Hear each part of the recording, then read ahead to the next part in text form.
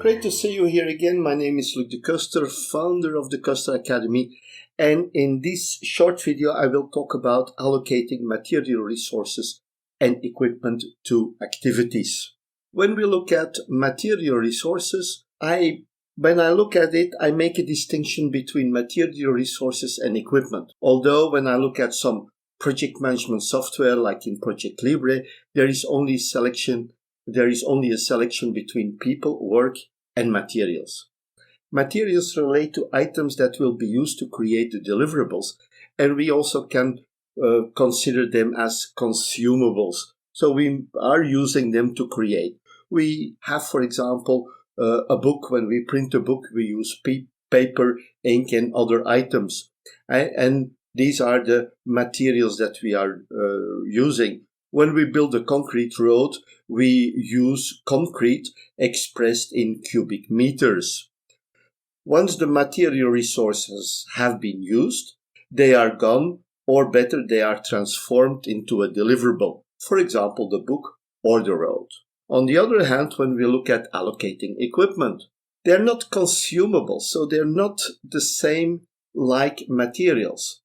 Equipment is used to do the work, and basically we need them to create the deliverables.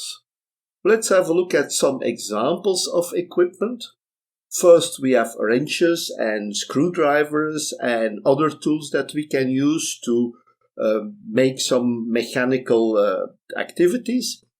We have computers to test software or do data analysis.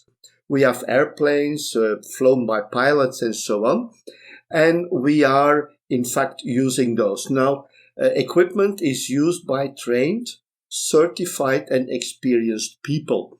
Now, the level of certification that you need depends, of course, on the work that you're doing. An airline pilot has a very specific, difficult certification and qualification, but there are other examples.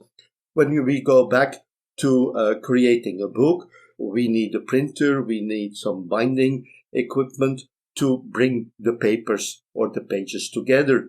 When we build the road, we need the concrete, but we also have the equipment to distribute the concrete evenly on the road, on the surface, to create a very nice surface for the road. So this was a very short presentation.